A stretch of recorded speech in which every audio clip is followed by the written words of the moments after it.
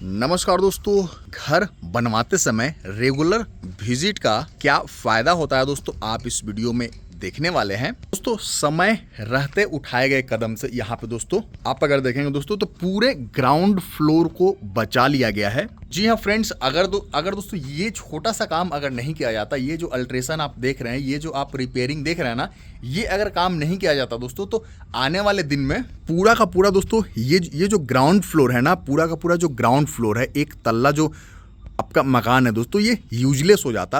और दोस्तों क्यों यूजलेस हो जाता, आज आप इस वीडियो में बिल्कुल देखने वाले हैं।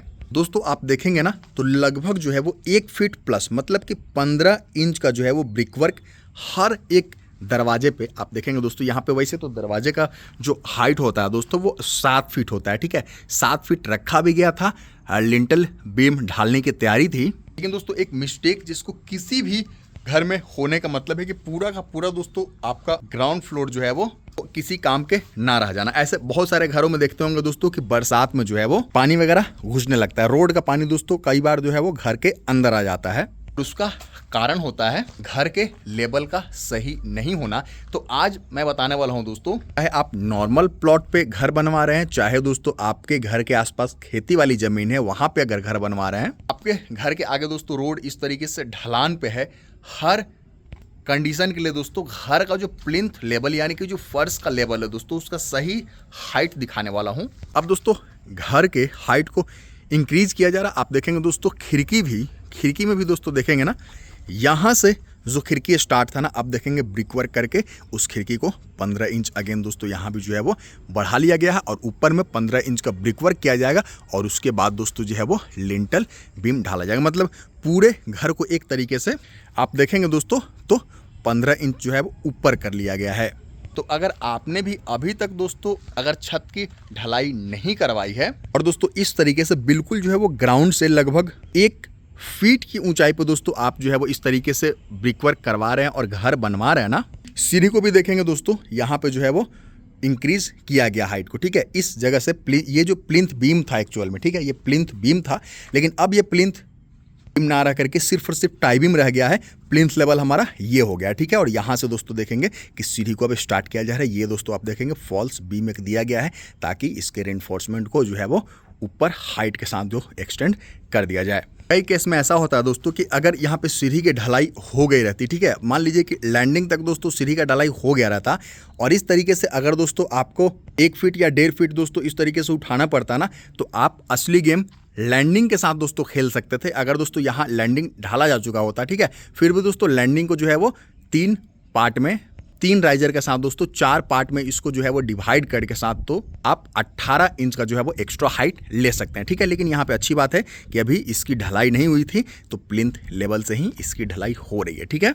अब एक दिक्कत और आती है दोस्तों किचन में। किचन का जिस तरीके से दोस्तों स्लैब जो है वो ढाला गया है ना, तो आप दोस्तों नॉर्मल स्लैब अगर ढाला गया है ना, ठीक है, फिर आप देखेंगे ये बहुत नीचे हो जाएगा, क्योंकि आप देखेंगे ना एक्चुअल में जो फर्श का लेवल है यहाँ पे होगा, ठीक है। इसके ऊपर दोस्तों टाइल्स लगेगी, मतलब इस लेवल पे हमारा जो है वो अब फर्श आने वाला है। तो आप देखेंगे ना बिल्कुल फर्श से मिलता जुलता दोस्तों जो है वो हमारे स्लैब का हाइट हो गया है ना।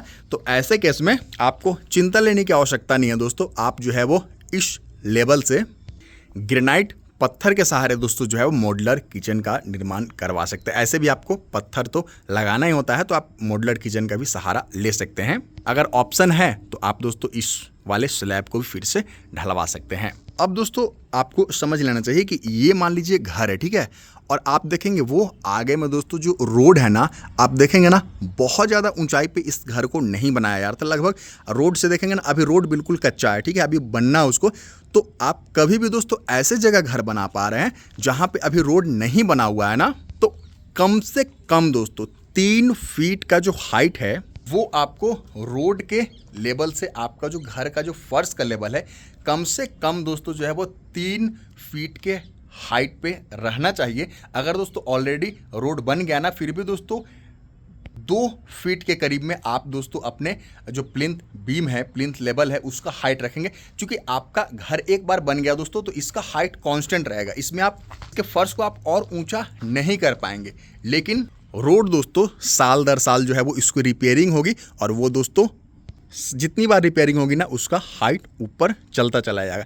ऐसे केस में आपने बहुत जगह देखा होगा दोस्तों, बहुत सारे घर जो कि रोड के किनारे थे वो दोस्तों रोड के लेवल से नीचे हो जाते हैं और फिर दोस्तों उनका पूरा का पूरा जो ग्राउंड फ्लोर है ना उसमें बरसात में पानी भरने लगता है या फिर दोस्तों दिक्कत आने लगती है। ऐसे में पूरा का पूरा जो ग्राउंड फ्लोर है ना तो या तो दोस्तों फर्श को तोड़ करके और ऊंचा करते हैं, जिससे 10 फीट का मान लीजिए आपका घर है, ठीक है, 2 फीट अगर आपने मिट्टी भर दिया तो सिर्फ 8 फीट का जगह बचता है। इस तरीके से काम चलाओ जुगाड़ करते हैं या फिर पार्किंग वगैरह बना करके छोड़ देते हैं। और हमने दोस्तों अपने चैनल पे वीडियो भी डाला हुआ है कि किस तरीके से जैक की मदद से दोस्तों जो है वो घर को इस तरीके से जो फ्रेम स्ट्रक्चर घर होते हैं जिसमें कॉलम और बीम लगे होते हैं ना, इसको दोस्तों जैक की मदद से उठाया जाता है। ठीक है, खर्चा तो आता है लेकिन दोस्तों जैक की मदद से पूरे घर को उठा लिया जाता है। मैंने आपके लिए वीडियो भी अपने चैनल पर डाला हुआ है तो उसको भी जाकर के आप देख सकते हैं। और सबसे बेस्ट तरीका है कि आप रोड से दोस्तों 3 फीट 3.5 फीट प्लस में ही अपना जो है वो घर आप बनवाइए।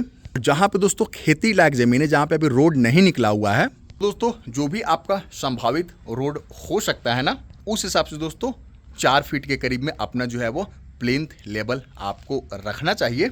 दोस्तों 1 फीट ऊंचा रखना मंजूर है, लेकिन 1 फीट अगर नीचे हो गया ना दोस्तों आपका घर रोड से तो उसमें फिर बहुत दिक्कत आने लगती है। अभी दोस्तों सुधार आप देख सकते हैं ना, सबसे पहले जो आपका दरवाजे का जो सिल है दोस्तों उसको इंक्रीज किया गया है, आप देख सकते हैं।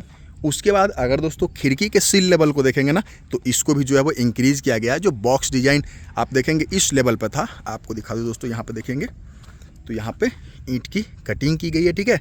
और अगेन दोस्तों ब्रिक वर्क करके यहाँ से जो है वो सिल लेवल खिड़की का स्टार्ट हो रहा है। अब दोस्तों इस लेवल से आप 7 फीट पहले दरवाजे के लिए क्लियर हाइट रखेंगे और उसके बाद ही दोस्तों आप जो है वो इस पे लिंटल बीम ढलवा सकते हैं। दूसरी चीज़ दोस्तों, आप जो है वो सीढ़ी में इस तरीके से आप बदलाव कर सकते हैं, इसके भी हाइट को बदलाव कर सकते हैं। सीढ़ी अगर ऑलरेडी आपने साथ में काम कर रखा है, ढलवा रखा है, तो जिस तरह से मैंने बताया लैंडिंग पे दोस्तों जो है वो एक्स्ट्रा राइजर दे करके इसके हाइट को दूसरा फ्लाई में हमें मैनेज करना है ना तो उस चीज़ को मैनेज किया जा सकता है।